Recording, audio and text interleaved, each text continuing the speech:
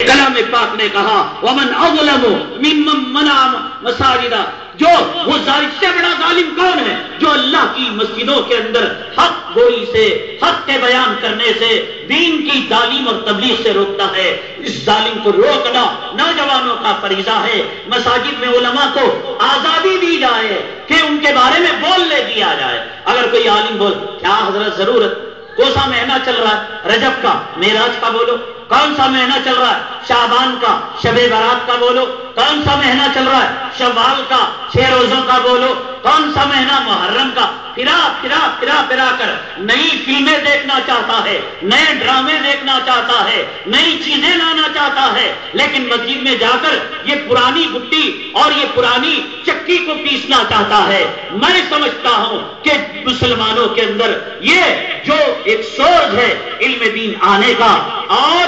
سمجھنے اور سمجھانے کا، جس کو لگام لگائے ہوئے ہیں یہ حرام خور متولی، ان کے خلاف چنئی کے ہمارے جو نوجوان ہیں تحریک چلائے۔ دیکھیے،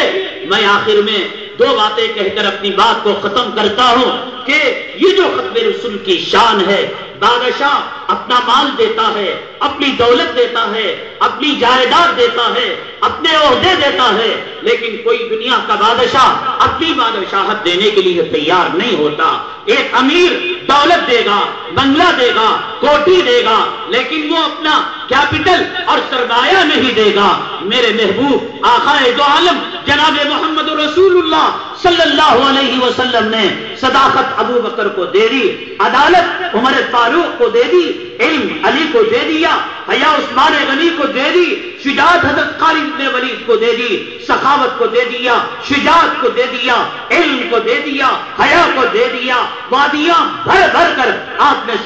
سخاوت کے نمونے امت کے سامنے رکھے، لیکن کہا کہ خبردار، ختم رسول میری خاص شان ہے، اس کی طرف کوئی نگاہ نہیں اٹھائے گا، اللہ اس کو تباہ اور برباد کر کے رکھ دے گا۔ معزز سامعین کرام، معزز حاضرین کرام، علماء کرام، آپ پر یہ ذمہ داری ہے کہ آپ کی شان ختم نبوت پر ڈاکے پڑ رہے ہیں اور آپ اس کے چوکیدار ہیں، آپ اس کے محافظ ہیں۔ اگر کسی بنگلے کے اندر چوری اور ڈکیتی ہوتی ہے، اس کے محافظ کو پکڑا جاتا ہے، چوکیدار کو پکڑا جاتا ہے، رازق متولی نہیں، رازق کمیٹی والی نہیں، رازق ہمارے قرآن نے ہمیں سکھایا ان اللہ هو الرزاق ذو القوة المتین، ایک مجید نہیں دوسری نہیں تیسری، ایک ادارہ نہیں دوسرا نہیں تیسرا، حق کہنے، حق بولنے، حق پر قائم رہنے کو اپنا وتیرہ، اپنا شعار بنائے، اللہ کی مدد، اللہ کی نصرت آتی رہے گی۔ اللہ تبارک تعالیٰ اس فتنے سے ہماری حفاظت فرمائے۔